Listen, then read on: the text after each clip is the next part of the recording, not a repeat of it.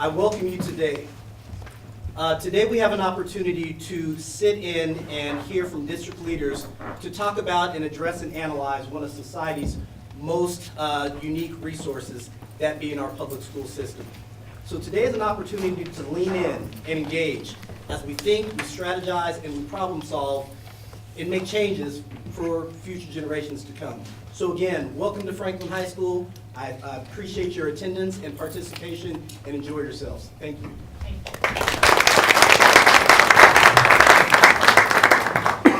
Hi folks, I am very proudly Keith Tomajan, the CEO of United Way. And United Way is thrilled to host this conversation with three really innovative educational leaders.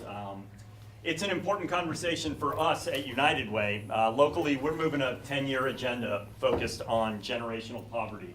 And like all of you, we've looked closely at the data, and we've been explicit. It's not just about poverty. We're focused on dismantling the systemic, historic, and pervasive barriers that kids and families of color face every day in our region. So for us, the center of our strategic bullseye is really increasing academic achievement for our kids of color. We're working with and investing in partners that include most of you in this room, that include nonprofits, school systems, government partners, really working to identify what works and bring it to scale across the region. So today we get to hear from three nationally recognized leaders about what they're excited about, where they see challenges, and I think for me, most importantly, where we as community partners need to build bridges and meet them at the intersections so that at the end of the day, we're working collectively to achieve the success we all want and need in the years ahead. So with that, I'm going to let my partner Zeke Smith tell you about the run of show and introduce our three panelists. Thanks, Keith. I'm Zeke Smith. I work at United Way with Keith, which is great. I think actually we have four esteemed educational leaders that are here today, and I'll let you know who they all are. I want to give you a little bit of housekeeping. So there is going to be some opportunity for us all to participate in this conversation and dialogue. You should have had on your seat, or it's still there, a white note card. So if you have a question or a thought that comes up that you want to share with the panel or see some get some perspective from them on, write it down. At the key and most strategic point in time, our esteemed moderator, Danny Ledesma, will say, okay, now you're going to hand those to Camille, and those will come down to the front, and we'll get an opportunity to review those. The other thing I'd say is, we are live streaming this on YouTube, and feel free to participate via Twitter about your thoughts and perspective as well. You can use the hashtag SUPT Solutions, and that'll be a part of the common conversation. But as you do that, we're in kind of a black box space, so just think about how visible your screen is. So you might want to dim it a little bit. Three panelists plus our wonderful moderator, Danny Ledesma, who needs no introduction because she has been very visible in this community, working around these issues at a state level and at a local level. Three panelists. Guadalupe Guerrero. Guadalupe has been with Portland just about a year now, a little bit less.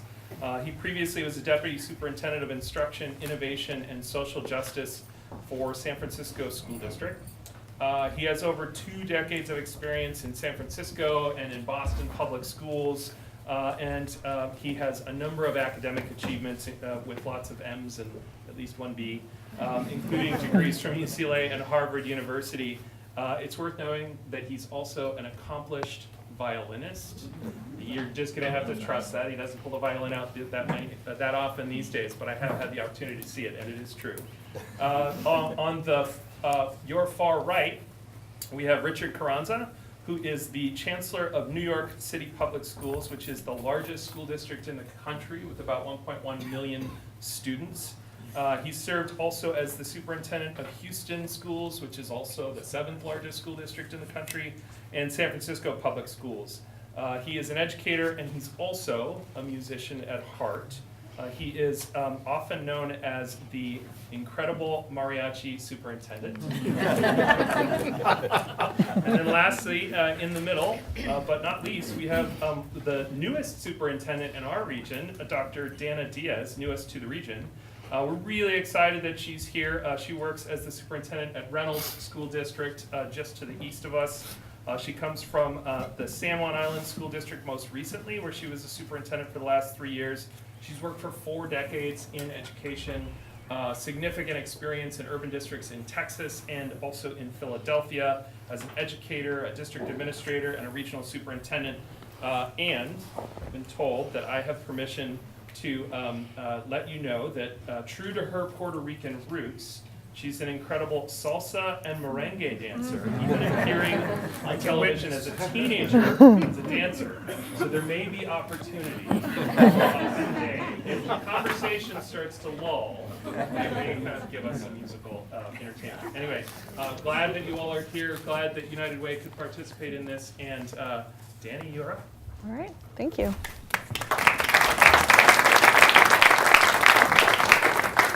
All right. Well, good afternoon, everyone. Thank you for being here in our audience. I think like everyone here, I am really excited about the opportunity to get to know these transformational leaders a little bit better. We're going to spend a few minutes going through 5 questions with an attempt to try to understand what motivates these leaders, what they're thinking about in terms of how to close the opportunity gap, and also try to understand a little bit about what they think needs to happen in the social and political climate that we're in right now. So to do that, we're going to ask them 5 questions. We're going to try to go a little bit deeper with them, but at the same time, we don't have that much time. So if you could help us out by being concise with your answers. I'm really excited about the fact that we're going to be able to hear a little bit more personally about them. So why don't we start with the first question. We got to hear some biographical information from Zeke about the 3 of you. But we don't know you as well as you all know each other, because the 3 of you were in the same cohort of the ALAS, which is the Association of Latino Administrators and Superintendents, Superintendent Leadership Academy. And so during this year-long leadership program, we understand that you got to know each other pretty well. So I thought I would start the afternoon by asking you all to share with us what motivates you personally, but also, what do you know about the motivation of your colleagues here that we may not know from basic biographical information? What did you learn about each other in your leadership program? So we'll start with you, Superintendent Diaz. Everyone has a story, and I believe that all of the cohort members of the ALAS Superintendent Leadership Academy, we all have a story to tell. My story is that I was raised in poverty. I'm a teenage mother. I come from an alcohol, drug addiction family. I needed food stamps, and I also needed assistance in living when I was young. And so I get it. And so I understand what our students and families are going through. But I had phenomenal teachers, and I had phenomenal administrators that had high expectations for me. And I was able to navigate through the system. There were times that I kind of veered another way, and I also became a high school dropout. I'm the first one in my family to graduate with a college degree, but I understand the plight of our young people and the family. I think that's the story that I have that I can bring to Reynolds, and together with this incredible staff and the incredible board, we can take Reynolds to the next level. What about your colleagues? What do you know about their motivation? Well, I know Richard comes from a working class family. His mother was a hairdresser and his father was a blue collar worker, I believe. Sheet metal worker. And I know that he is motivated as well to be able to pursue and help our young people to move our districts, the districts that he's worked, move them to the next level. And of course, I know about him and Guadalupe and his family as well. So we all have a story. And our story is significant in order for us to do the work that we do. Thank you. Mm-hmm. What about you, Superintendent Guerrero? Well, I'll start with these 2 because I've known them almost a decade now, and we continue to cross paths. And I'm so excited to have Dr. Dana here in the region. Superintendents of color only represent about 4% of 10,000 school districts in the United States. Of the 197 school districts in the state of Oregon, you're looking at 2 of the 7 of color. We invited the others. They're just taking a summer break, in case you were wondering where the other 5 are. But what I appreciate about these two are some of the core values that they bring to their leadership work. With Richard, maybe it's growing up and entertaining the quinceañera and being on stage as a mariachi that he understands you have to bring a collective energy around the cause that you're trying to promote. And so that requires team. And so how do you create that kind of energy and optimism to what's very challenging and complex work, particularly in public education? With Dana, you have someone who understands deeply how important the voice of parents and youth are in this work. We have to do that work centered around our students, but also in partnership with our families. And so those are two things that I really appreciate, that I try to remind myself about. Maybe to go another degree deeper on my own background, oldest of 4 to a single mom, and kind of what's almost become a little bit cliche in the household that included domestic violence and alcoholism and some of the other issues that kept an instability in the family. And even though there wasn't a lot of formal education with parents, what they did instill in me and my siblings is a high degree of work ethic. Right, is that you're going to work hard because you're going to move beyond our current station in life. Now, sometimes that was done under duress, under threat of a chanclazo, but she made sure our homework was done, that we practiced our instrument a couple of hours, and she made sure that we were involved in other opportunities in our community, serving our community. So whether it was becoming an Eagle Scout or serving in our church or working in summer camps for students with disabilities. She was sort of the Latina Jackie O, to make sure we had exposure to things outside of our own current circumstance, even if the best she could do was make sure there was a sack of beans, rice, and flour for tortillas, because a better day was ahead. What about you, Chancellor Carranza? Well, first of all, I think for those of you that don't speak Spanish, a chanclazo is a motivational implement often worn as a shoe and sometimes used to motivate. My motivation is really grounded in my parents and their experience. And I started as an English language learner when I entered kindergarten in Tucson, Arizona. And my parents were both bilingual. I have a twin brother. He and I are 3rd generation. My grandparents were immigrants from Mexico. Although, when you think about the history, we never crossed the border actually crossed us. But that being said, it was that motivation my parents gave us where they were bilingual. They chose to only speak Spanish and trusted that the public schools would teach their children English and help us be bilingual. And you think of the incredible faith that they had in the public school system. That's why I'm a vociferous, unapologetic, unabashed champion of public schools. And because of that, yay, yeah. And before I talk a little bit about Guadalupe and Dana, we all are rooted in the belief system as part of our culture that you honor those that have gone before you. So it would just not be right for me not to recognize 2 people in the audience who have been absolutely role models for us and inspirational to us. One is Lee Vargas, who is a superintendent in many schools, most recently Everett, Washington. Now he's out doing some incredible work with Avid across the country. A real role model to us. And then someone who directly had something to do with Guadalupe and I is Carlos Garcia, who's sitting here, was superintendent in, you name it, Fresno, Las Vegas, San Francisco. But these are the kinds of role models that allowed us, when there were barriers, where there were people that perhaps didn't believe we could do what we're doing, that always told us, absolutely you can do it. Look, if I can do it, you can do it. And then provided opportunities. Didn't push us, although they did, but they gave us opportunities for us to kind of show what we could do. And I think it's important to always recognize the people that go before you. Now, what I will tell you about Dana is Dana's worked across the country, and any conversation you have, and I've had with Dana, you are absolutely going to understand that she has a passion for making sure that not only are we including parents and students and community voices in making decisions and policy decisions, but she's also going to make sure that the policies that we're implementing are multifaceted and they do serve the community. Not the community we used to have, not the community we wish we had, the community we have. And I really respect that about Dana, no matter where she's been. Guadalupe, I very facetiously call him my brother from another mother.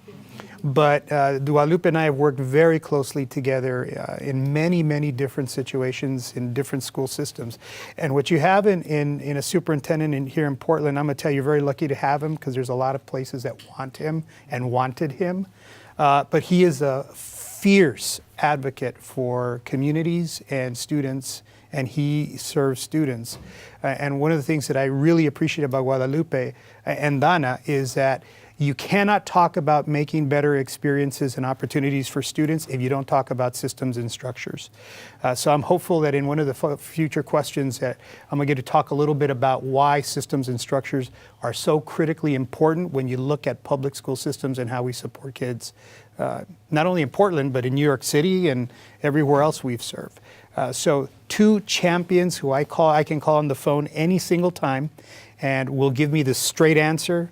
They're not going to sugarcoat it, and they're going to tell me, look, you ought to be thinking about this, or hey, you may want to rethink that.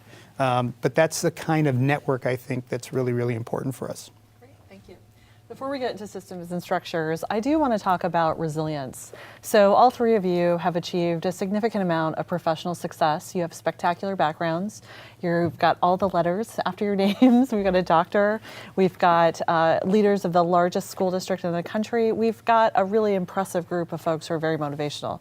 And I think what's also inspiring is that we've heard a little bit about the background that you've had and about some of the challenges that you've had to overcome early on. And so given your personal stories, it's clear that you all are extremely resilient. And this is a trait that we know that many of our students have. And so I'm wondering if you can tell us, what strategies did you personally employ to overcome those early challenges in your life? And how do these apply to your work as a school system leader? And we'll start with Chancellor Carranza.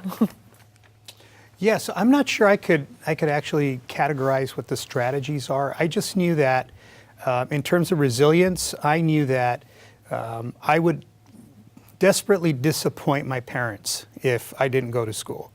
But I also knew that my parents were really clear that every time we started a new school year and they went to parent-teacher conference, my mom or my dad would say, look, in front of the teachers, there is nothing worse that the school can do to you that will happen to you at home if I get a call from the school, right? Your job is to do well in school, and would very plainly say to the teachers, your job is to let me know if they're not.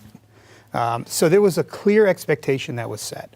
But aside from that, I think that I can't even think about all of the teachers, all of the counselors, all of the support people that thought I was smarter than what I was, so I was. So they believed in me and they pushed me. And I still remember in the fourth grade, my fourth grade teacher who said to me, Carranza, you're going to be a lawyer. And I thought, wow, nobody's ever told me I'm going to be a lawyer. My dad's a journeyman sheet metal worker. All I've heard is, hey, you're going to be a journeyman sheet metal worker. And all of a sudden she thinks I'm going to be a lawyer. And then my 10th grade rhetoric teacher who said to me, you're one of the best writers in the class. And I thought, well, who, me? Really? No one's ever told me that. So it's those little moments in time that build the resiliency of kids, of all children, that I can remember and point to thinking, wow, if she's really smart, he's really smart. If they think I can do it, maybe I can do it. I think those are the things that we need to not forget, that when we're in schools, we're not educating widgets, we're educating souls. And souls need to be told that they have a vision, and we have a vision for them. Superintendent Guerrero? I think it's a really important question. How have we sort of superseded some of our own circumstances, and what does that remind us to be sensitive about what the students were similarly trying to serve now? And I think I spoke a little bit about sort of, that work ethic being instilled, but to think about sort of my own experience and what I imagine others might be feeling still today, entering the public education system, not speaking English, We know through the language acquisition theory that takes a few years. It just tends to be this silent period. Well, I think mine went through 8th grade, right? And so partly because, there weren't kids who looked like me in the school I ended up with, and I never saw a teacher of any kind of complexion who was representative of the students in the school, and often felt disconnected and disenfranchised. And so we often think of students of color who are having challenges, particularly those externalizers. We see it in the disproportionality of behavioral referrals, but we don't often think about the internalizers, right? I think I went through my entire school experience, and I don't think anybody knew what my home situation was. All they knew is, here's the kid who's at the top of his class, doesn't say anything because I don't know if he speaks English. I don't know who wrote his essays. He's in the lead chair of the school orchestra. He's the student body president. He's an Eagle Scout.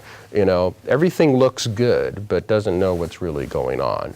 And if it weren't for a couple of adults who actually took a more personal interest, right? That fourth grade, that music teacher who walked by and saw that I was relegated to the back of the classroom and said, "Do you want to get out of there and come play the violin for a little bit?" I didn't know that would lead to 15 years of study, several hours a day, that would open a door for me by successfully auditioning into the School of Arts at UCLA. I didn't know that would lead to, getting into the schools as a music education major and confirming that I wanted to serve students, particularly from the inner city or from an urban environment. And so I think the point of my own experience, either as an EL or as students who maybe we don't always pay attention to unless they have a moment, and I certainly had mine through my schooling experience, is I developed my own sense of agency for my learning, is how do we get to know in the public school setting who our students are?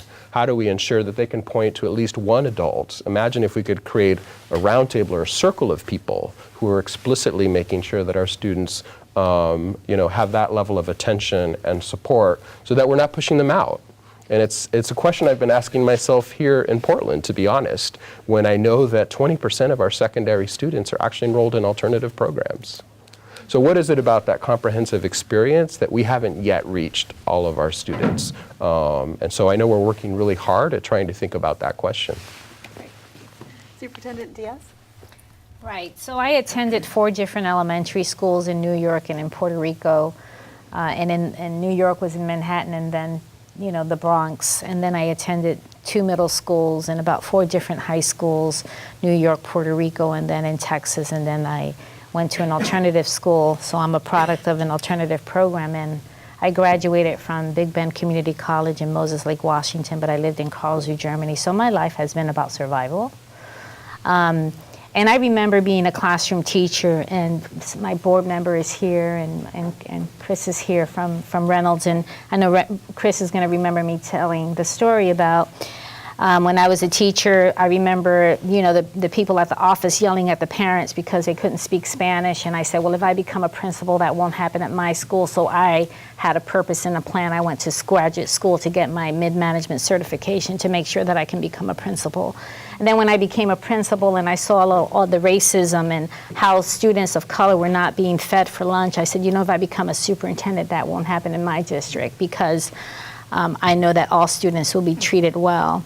And so I, as a woman of color, I had to go and get my PhD because I had to break the glass ceiling because most of the superintendent positions are, of course, of the dominant culture. So my theme is that I had a purpose. I always have a plan of what I'm going to do. I remain positive, though, because I have to be the model for our young people and our staff. But then I'm persistent, and I persevere. So if you tell me, no, I can't do it, I'm going to tell you yes, and I'm going to show you how.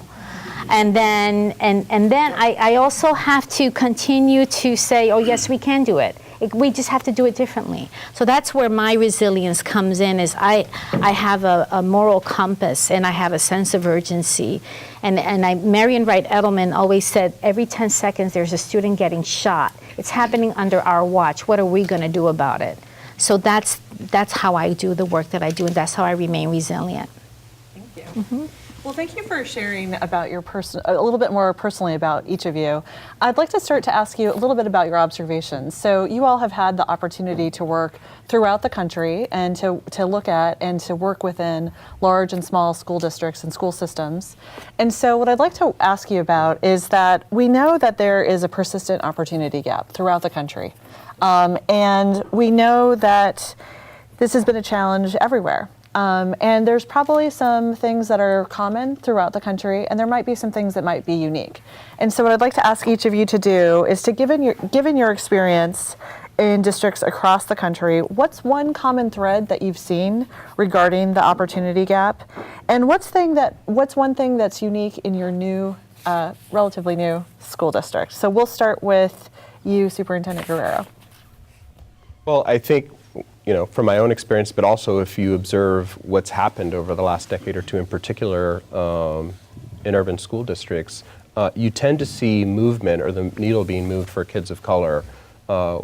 You tend to see a coherent theory of action being implemented.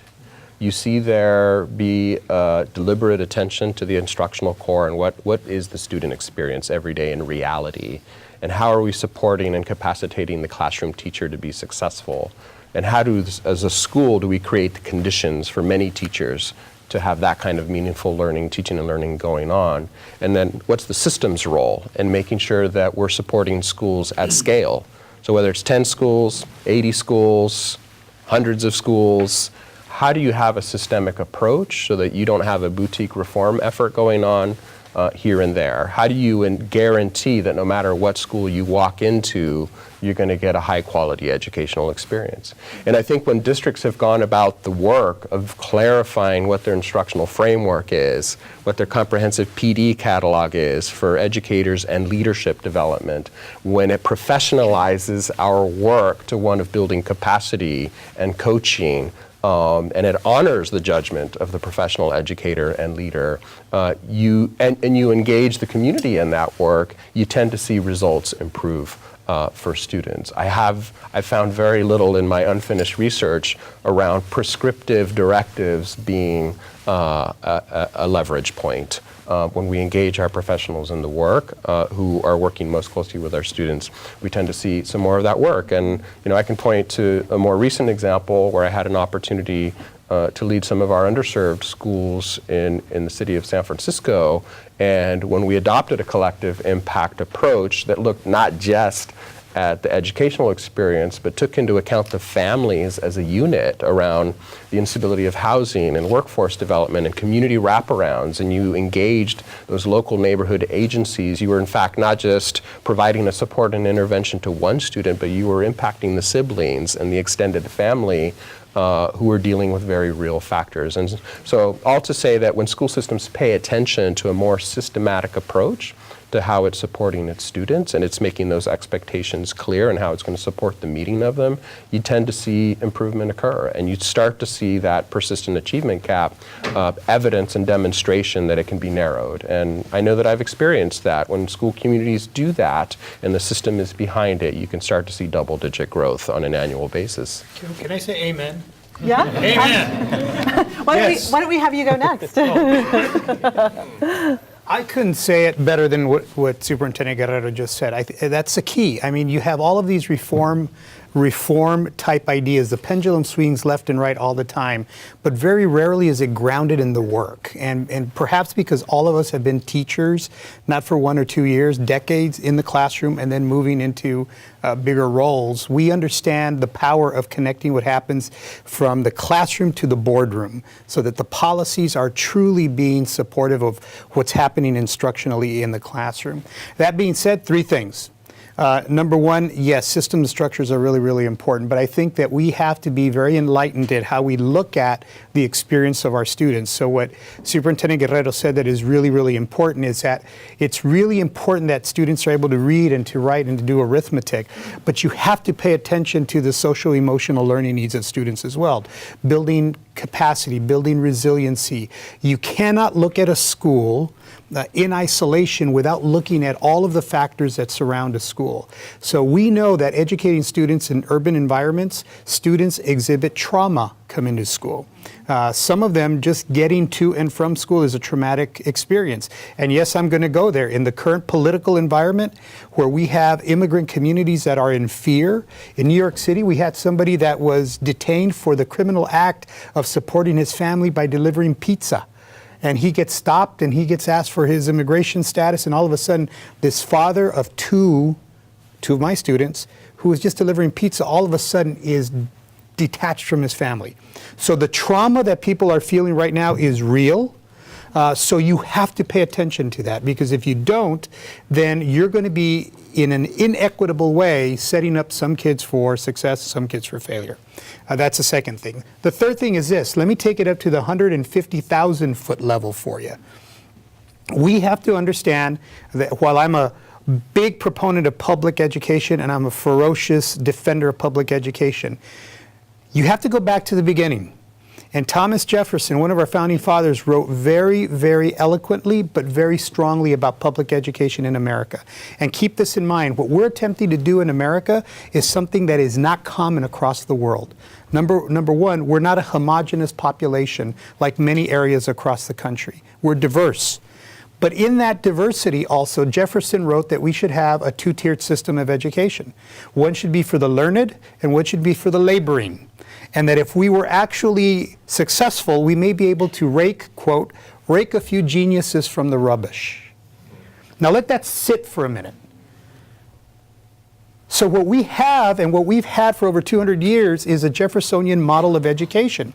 And the system is set up to give us the results that we've gotten.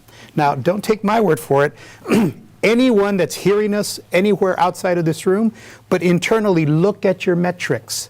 Who are the students that are doing well? Who are the students that are not doing well? And I will tell you that now in New York City, this is the 5th school system in the 5th state that I've had the honor of working in. And I will tell you, from the West Coast to the East Coast, the opportunity gaps are the same, and they're the same for the same groups of students.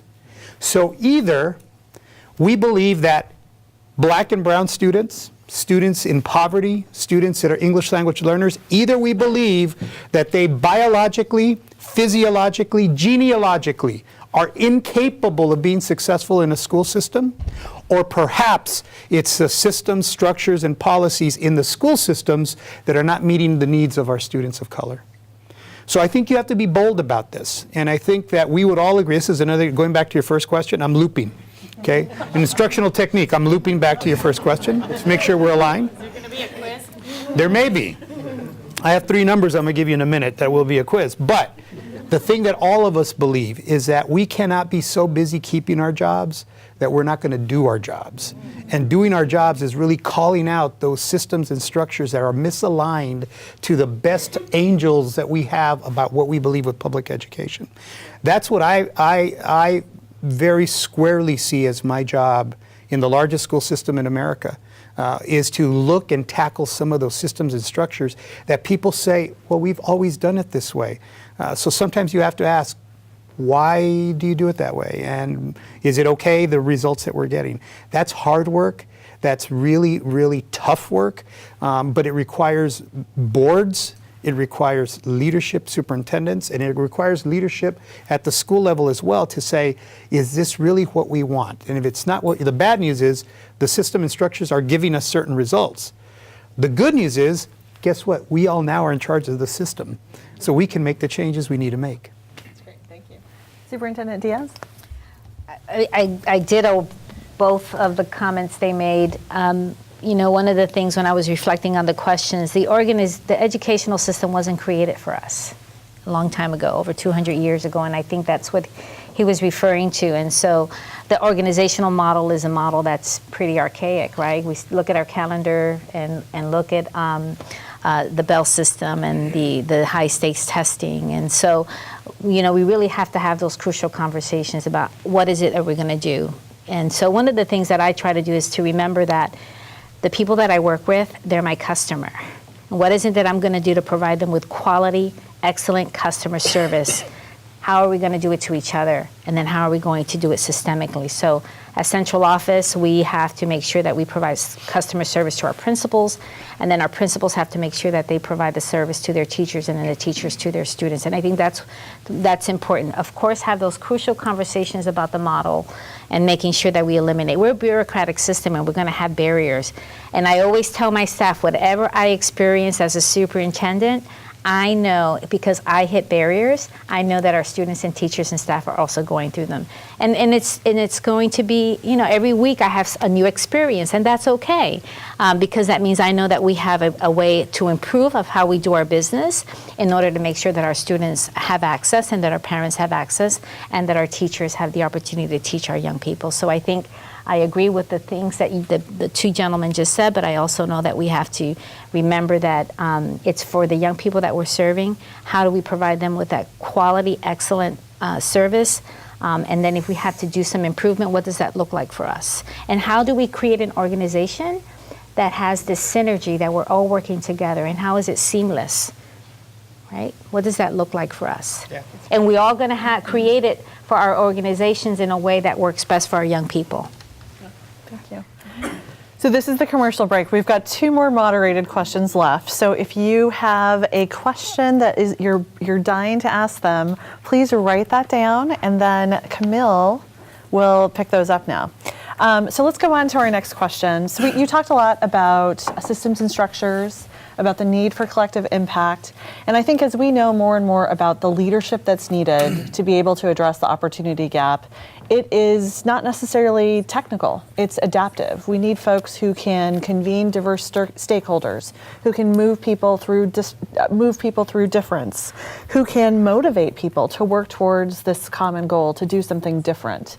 And so I'm wondering, we're all really interested in your leadership, and also about how you're going to take your leadership skills, your transformational leadership skills, and prioritize the work moving forward.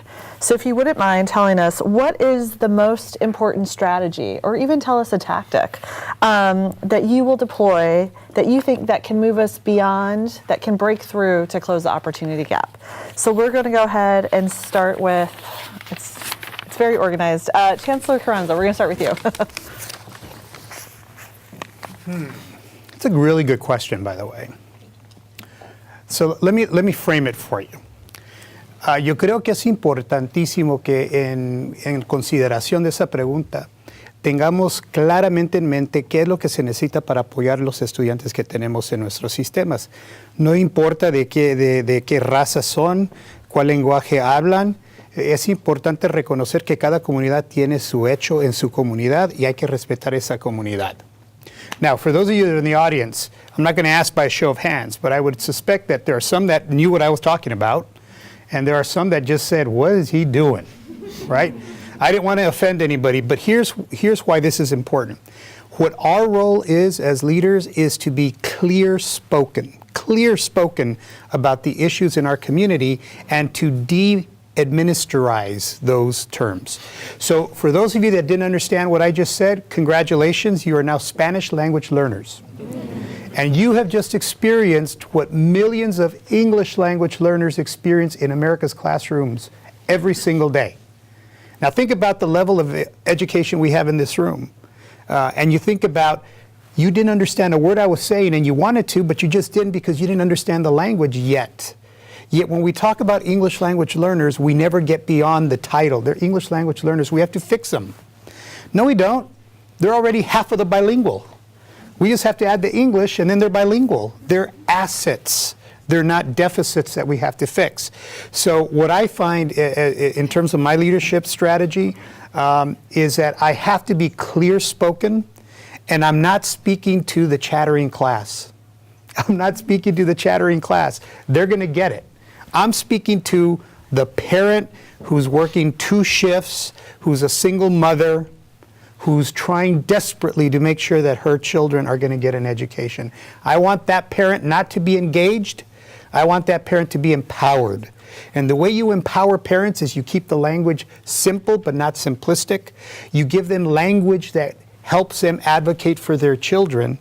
And then the third thing that I would say that is important is that we have to, and I know that there's work already being done with our superintendents here and here in Portland, but we have to be able to paint the North Star.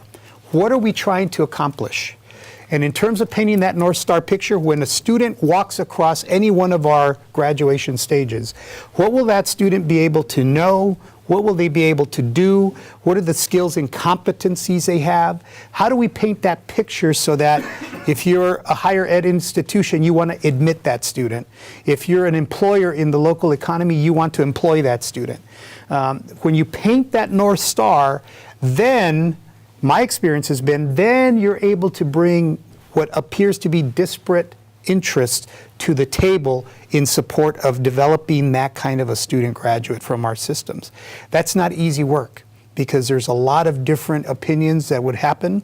And quite frankly, in New York City, we're investing $23 million in implicit bias training. It's the first drop in the bucket. Why? Because I will tell you, and again, I'm a big, hey, New York City schools are the best. But I'm going to tell you as a chancellor, you got to keep it real. There are schools that I've walked into where there are adults that don't believe that the kids in their building can actually go to college. That's a problem. And that not only has happened in New York City, it's happened in Houston when I was superintendent there. It happened in San Francisco when Guadalupe, Carlos, and I served there. It happened in Las Vegas when I served there. It happened in Tucson when I was there. So we have to be honest about the things that get in the way, both the macro and the macroaggression, the microaggression, and we have to name it. And once you name it, I guarantee you we can address it. But I think that's kind of the leadership. I can't be quiet about that. I have to be very honest about that. And again, I think it's important because having spent a decade in the classroom, the students in my classroom could spot a phony in 10 seconds flat. If you weren't honest, if you weren't open, they would spot you a mile away. So nothing has changed from the classroom to now the chancellor's office. I have to be honest with the community because as the community is going to hold me accountable, as they should, I'm going to hold all of us accountable for what is actually getting in the way. What about here in Portland, Superintendent Guerrero? Well, I think what you're hearing, hopefully something as a resonating theme, is the incredible urgency we feel in this work. Our kids will be in first grade hopefully just once, and we need to make sure that they exit being able to read. And so how do you move quickly? What I appreciate about the opportunity in Portland, it's a broader community that said it wanted transformation. The challenge is sometimes people don't understand that means change. And so when you talk about the technical leadership that's required, I think as a leader, just like a teacher, you would hope there's content knowledge, but then there also has to be pedagogy and how you go about that work. And I think it's the same as a superintendent. Hopefully we can put those Harvard degrees to work, but it's really about how can I as a leader serve as a catalyst for a movement. Right? Because I'm under no illusion that I'm going to be able to do this by myself. And what I appreciate about just the sample set and the cross-section that I see in front of me in this audience, many of whom I've met with individually, they represent business, philanthropy, culturally specific organization leaders, community leaders, parent advocates, board members. It's going to require all of us if we want to see the kind of collective impact that it's going to take to do this work. But at the same time, while we put all the pieces in place and we go about the technical work, and if we know what we need to do, then sometimes it's just a question of political will. You also have to make sure in this complex work that just like we wouldn't want teaching and learning to be an oppressive experience for our students, something my mentor Carlos Garcia says all the time, you got to have fun with it at the same time. The learning's got to be joyful, and if you can't go about the leadership and create a kind of esprit de corps in this work with community and amongst your own senior leadership, then it isn't going to be that kind of positive experience that you want to see. What I appreciate, last night we had our usual Tuesday evening board meeting, and we were reflecting back on our accomplishments this school year. And it was a heavy lift in Portland. There were a lot of challenges. We like to say in the hallways at the office, more potential than problems, but it was a big body of work that we were able to get through. And there still remains much more, but what we want to stay is forward thinking, and we in that process want to engage all of our valued stakeholders. And so this is why I have to prioritize being in schools all the time, talking to the teachers in the hallway, the parents in the schoolyard, even this summer. This morning I had the opportunity to spend the morning meeting and observing our migrant education program that is running right now this summer. And so as we walked around observing classroom learning, we also had a chance to connect with parents.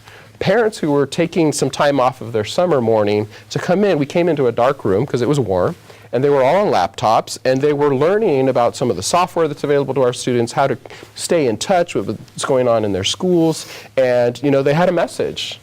Superintendent, mientras usted está tratando de mejorar este sistema, acuérdese que nosotros también tenemos voz y preocupaciones.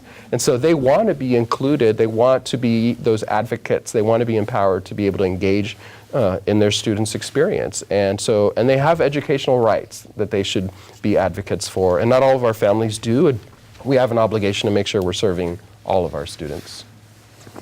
Superintendent Diaz? I think I'm going to start speaking Pig Latin right now because, they're speaking in Spanish, and I just, I speak Pig Latin too in Spanish. So, chi yo, chi e, chi toi, chi tam, chi bien, chi de, chi a, chi cuel, chi do, chi con, chi e, chi yos. And I learned that a long time ago.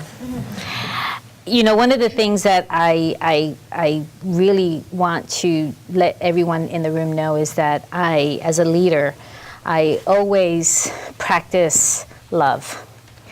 One of the things that's very important is that we do what we do with love. And I think that's very important. And I know that Guadalupe does that, and I know that Richard does that we always have that premise of not only do we love what we do, but we also love the work, and we love the students that we serve. And I think that's very important. I was telling the administrative team, there's no room for hate in the work that we do. There's no room. And so we are not going to even have that conversation. But if we see it, we're going to let people know we see it, right? And I think another thing that's also very important is that we have to, I think when you talked about the families that you serve and what they said, yesterday I had the opportunity to meet with some young people. One of our elementary school has a bookmobile, and I met a young man, and there was another young man there, and I was telling this story to Marcus earlier. He was kind of quiet, and I was trying to figure out what school is he going to go to, and I realized he didn't speak the language that I spoke. So the other young man, he's a junior at one of our high schools, he said, I speak 5 languages and I can interpret it for you. And the young man speaks Swahili, and so he was able to help me have a conversation with the young man. And I was just like, my heart was just, I received affirmation yesterday of why I do the work that I do. Because we have some gifted young people that are willing to even help us have a conversation with other young people. And I let them know that I work for them, and I am here to provide them with a service to make sure they get the best education that they can. And I think that's what grounds us in the work that we do when we serve young people and their families. After that, I saw the young man volunteering, and I said, we need to hire him as an interpreter. I have to figure that one out because I think he would do a fabulous job. He was volunteering, and I was just speaking with the families, and I think that's what keeps us grounded in the work, is knowing that we have a fabulous young group of young people that are really willing to learn, and what is it that we're going to do to make sure we give them that trajectory for that North Star without hitting any barriers. And of course, we know about the trauma that they're going to face. And I realized that yesterday there was a young man that his mom was also sent away, and how the teachers and counselors were letting me know what he had experienced and how he's coming around now. And so we have to understand that, because that also impacts his learning. And so what is it that we're going to do to make sure that the schools have what they need in order for the young people to have what they need in order to meet that North Star? Mm-hmm. All right, so we're closing in on time, so we're going to treat the next moderated question as a lightning round question. But it wouldn't be fun if we didn't talk a little bit about politics. So the next question. You don't do this work in a vacuum, right? There's a social and a political context surrounding all of the work that you want to do. And certainly you've gotten attention in your new endeavors and your past endeavors around the policies that you want to move forward. And so you need to be able to move the agenda that you want, to move your vision, you're going to have to build support, and you're going to have to be able to have that acumen, that political and communications acumen, to be able to move forward. So we're curious to know if you could describe in 30 seconds or less your approach to gaining and building social and political capital in a transparent way, because this is all done, in where there is the media, where there's media coverage. How do you do this in a way that will build the coalition of folks that you need to move your positions forward? So let's start with Superintendent Diaz. I'm going to speak the truth. I'm very transparent and authentic in the way I communicate with people. I know that we are doing good work in our school district, but I know that together, right now I'm in my 3rd week in the job, so I'm listening and I'm learning. And so once I find the themes that have emerged based on the areas that need to be improved, I'm going to share that openly with my school board, with my administrative team, with my teachers, with my community members. And then together we're going to say, this is what we need to do based on the areas that need to be improved, and this is how we're going to do it together. And we're going to create a timeline, and then if we hit a bump, we're going to talk about what happened. But I'm going to be very open about it, and and the data speaks for itself. So I'm going to also make sure that I also have data. But together we're going to work together. And so that's what I'm going to do. I'm having one-on-ones with my board. I'm having one-on-ones with community organizations, with my principals. And so we're going to be able to move it forward. And I'm looking forward to it. Chancellor Carranza? 30 seconds, really? 30 seconds. Look, the role of a system leader is inherently a political role. You just have to understand that. But from my perspective, I'm really clear who my constituents are. My constituents are the 1.1 million students that I have responsibility for ensuring a great education outcome for them. That being said, I meet with elected officials, I meet with community leaders, I meet with the official community leaders and the unofficial power brokers in the community as well. I meet and I make it a point to try to meet with the disenfranchised community members that haven't had a voice or haven't had a seat at the table. What I'm trying to do is gather as much information, much like Superintendent Diaz just talked about, and then be very clear. Look, I'm not running for office, right? I don't have to get elected. What I'm trying to do is make outcomes better for kids, and this is the kids' agenda. And in many of our communities, the only spokesperson that you have at the power table is, and I'm not talking about school board members. School board members have an incredibly powerful role, an important role. But when you talk about being at those tables where some of those decisions are made in terms of how kids are served, that's your role as a system leader. So you can't back away from the politics. I've been very outspoken. If anybody wants to Google, you'll see that I've been very outspoken. What are they going to do to me? I'm an American citizen. I'm born in the United States. I'm an educator. I've got all the degrees and all the credentials. I've got 30 years in the business. I've been in a classroom. I've led schools. I've lived all across the United States. What is anybody going to do to me? So you have to at times be that bold when you engage with all due respect to all of the elected officials, with elected officials too. Because there's decisions that get made politically about, am I going to support or not support? Sometimes you have to be really clear. Look, this is what we need to do, right? So again, believe me, I'm really a pussycat. I'm not this confrontive all the time. But look, I love adults. I love working with people. I do. I love working with people. That gives me my energy. But I love kids more. So I'm going to fight for the kids' agenda every single day, and that's part of the role of being a political appointee. That's great. Thank you. Superintendent Guerrero? Well, I think your question implies there are some with power and some not enjoying that kind of ability to further their own life, liberty, and happiness. I guess if we believe public education is a bedrock for democracy, the way I looked at it is, look, there's two ways to advance the people's cause. There's either armed struggle or education. So, you know, I took the pacifist role, although sometimes you want. You have to, because your cause in educating students is the same one that many of your allies in the community are also trying to advance for disenfranchised people.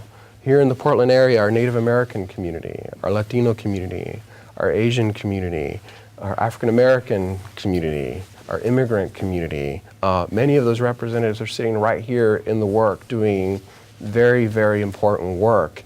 And we can't be successful in our schools without being in constant touch and relationship with those leaders. And so I'm looking forward, as superintendent here new to the area, continuing to get to know one another and partnering on some of these causes. And then I have to say, and I have to work very closely with my Board of Education and as a district leadership team, think about, what are our next steps as a school system that are going to get us traction for the kids that we say we're very concerned about. And so what does equity actually look like in action? Now that we're a little bit more comfortable talking about it, let's do something about it. All right, so we're going to treat the audience questions a little bit like a lightning round. I'm going to ask each one of you one person to answer each question, and we'll try to get through as many as possible, although Camille and Jonathan are giving me meaningful eyes about the time, so we have to work through this. Okay, so the first one, Superintendent Diaz, will you answer this first? How do we address trauma and cultural responsiveness at large in public schools? I believe that we have more work to do when it comes to trauma and cultural responsiveness. And I say that because every single day, especially now with what's happening with our young people, with the DACA being eliminated and the TPS being removed for our families from Honduras, there's more families that are going to be impacted by those decisions at a national level that's going to impact us at the local community. And we have to really, really be conscious of that. Thank you. Chancellor Carranza, what do you believe is the role and place for local nonprofits and local governments in dismantling the racist systems and structures? Ooh, I like that one. 30 seconds. Yeah. Can I have my PowerPoint? Critically important. As Superintendent Guerrero has mentioned, Superintendent Diaz has mentioned, we don't do this work in isolation, and it's not myopic work. We need the community to be part of that. So when you look at systems and structures, and I like the way it was framed, there are systems and structures that are oppressive, and they promote a permanent underclass. In every community I've ever lived in, I can point to them. Here's what happens typically, is that when you start pointing out those systems and structures, and there's a term that I don't know if anybody else uses it, I use it all the time, there's an elasticity to the status quo. So you name it, you start moving it, you start changing it, and then what ends up happening is everybody thinks, okay, we've accomplished it. It comes right back to the status quo. So there's a constant tension that has to exist where you don't lose sight of it. And that's really, really important for the work. So you're critically important, but you can't be just during the championship, the final of the World Cup. You can't be fans just then. You have to be part of the whole process, because if not, I guarantee you the status quo will be pushing against, and you won't make it. Superintendent Guerrero, talk to us about the trades. This person wants to know, what's the right stance for our schools and educators in promoting these as valuable options for students, especially given, why don't we stop there? Well, I think pre-K-12, our job is to make sure that our kids are college career ready and that they have options that they can choose among. And so if it's a career path that they're interested in, in our high schools are we thinking about career technical education? Are we surveying the labor market in our regions to make sure that we're creating pathways that will create clear on-ramps and apprenticeships for them to pursue those living wage jobs, which, by the way, in Portland, if you notice all the cranes, they're highly in demand. And so there's a real demand for it, and we have the supply in the way of talent in our youth, and I think we need to be strategic about that. Great. Well, so I want to just give you all just a quick, another 30 seconds. I feel terrible. It's like a New York minute. Give you 30 seconds, and we'll start with you, Chancellor Carranza. Just with any last thoughts before we conclude. First, thank you for the opportunity to be here. Thank you, Superintendent Guerrero, and I want to thank Jonathan Garcia as well for inviting me to be here. I'm incredibly honored to be here. I'm going to give you 3 numbers, and I want you to think about these 3 numbers. I want you to think about 64, I want you to think about 10, and I want you to think about 18. This is why they're important. 64 years ago, the Supreme Court of the United States definitively and conclusively settled the question of segregated schools in Brown versus Board of Education. 64 years later, what do we have to show for it? Think about that. 10. I don't know where you were 10 years ago, but I remember where I was. I was celebrating the fact that this country had, in my lifetime, elected the first black man president of the United States. I was jubilant. I was elated. As the Reverend Dr. Martin Luther King had said, I thought we had reached the mountaintop, and we lost track. Remember the elasticity of the status quo? We lost track because we thought we had gotten to a post-racial society. So 10 years ago was seminal, and that's led directly to 18, because for the last 18 months, we have not only we've gone backwards. And our communities are afraid, our students are insecure, there's federal policy that is looking to privatize public education. Wake up. We need to be very cognizant. I'm not telling you who to vote for. All I'm saying is, if public education is important for you, you have to remember 64, you have to remember 10, and you have to remember 18. Thank you. Superintendent Diaz? And I'm going to take it to the state, making sure that our state legislature funds education.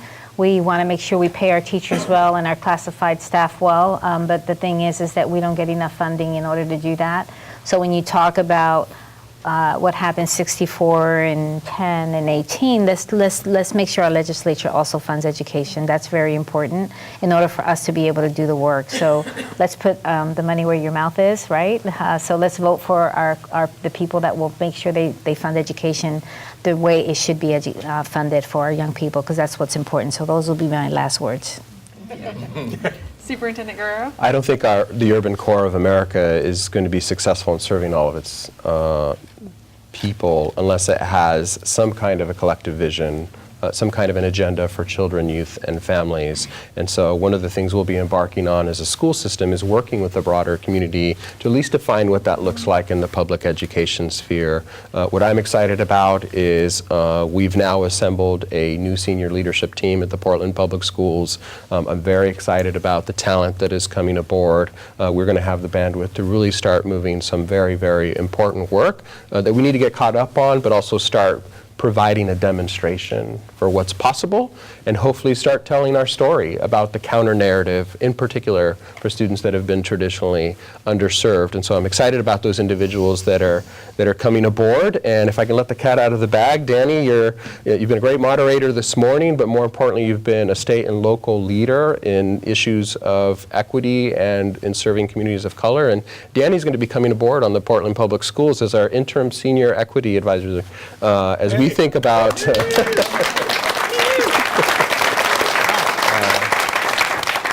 So I think that press release went out earlier today, but some of the work that we need to do is to start to sketch out what does that look like in concrete ways from a student initiative point of view, from enhanced community partnerships, and talent diversity. So those are three big areas that we really want to start moving on, and I'm really thankful that, Danny, you're going to help us provide that technical assistance that we need right now. Thank you. So to close out, I'm really honored to invite Marcus Mundy, who's the Executive Director of the Coalition of Communities of Color, who's been, like you all, listening to the conversation and would like to share some closing thoughts with us. All right. Well, thank you for having me today. Let's see. I'm not an educator. I'm not an orator. And I really don't appreciate having to follow these three learned, erudite, educational leaders. But having said that, I'm gonna say a lot of good things. I'm no Eddie Haskell, but after listening to these three, I know we no longer live in a Leave It to Beaver world. We live in a world that is changing, and they represented all of that today. So first, the big stuff. My biggest observations are that Oregon and New York school systems are blessed they're going to be blessed with your forward work. Each one of these individuals kind of sees the big vision. They have a fierce determination to pay it forward. I heard a lot of persistence and relentlessness from each of them. They have a clear understanding of the opportunity gap and what needs to be done to close it. They have the experience to empathize with their students, which not all educators have, and not all administrators. That's even shorter supply for administrators. So they have some lived experiences that they can apply from their life for their students' benefit, and that's going to help them succeed. And they have the tools. We know all the degrees, but they have all the tools and the experience to succeed. I heard a lot of open-minded approaches to how they're going to go about their business. So they're willing to listen both to their peers, others from the community, that community-based piece.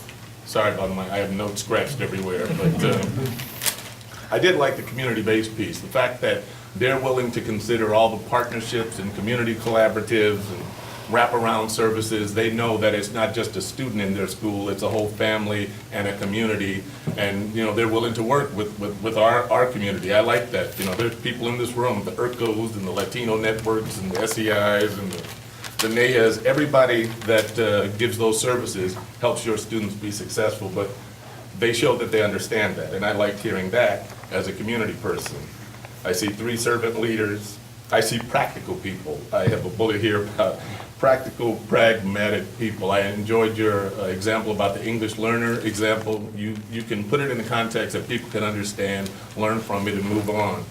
I enjoyed all of your vivid life stories. That just tells me that you are your students. I mean, you're a little older, but you are your students. And that, speak to them in their language. Good, strong work ethic from all of you all that came through. Understanding of students, the little motivational moments, transformation, but I'll leave you with this because, again, I'm not an educator, so I can't judge them on the pedagogy and how they go about putting their programs together. But I'm reminded of, and I thought about him today, I received an email from a friend of mine, Thomas Aschenbrenner, and he mentioned something in his closing line that a friend of mine who used to be the principal at this high school and was himself eventually a superintendent of color, Charles Hobson, he used to say this as well. He said, it's an old proverb, he said, and I was reminded of this when you guys were talking about role models and planting seeds for the future. Society grows old when men plant trees whose shade they will never sit in. And that's what I see the 3 of you doing. You're putting programs in place. You might not be at these schools for 20 years or 10 years, but you're putting in place the tools that will help these students. So that's, as a community member, that's what I like to see. So those are my observations today.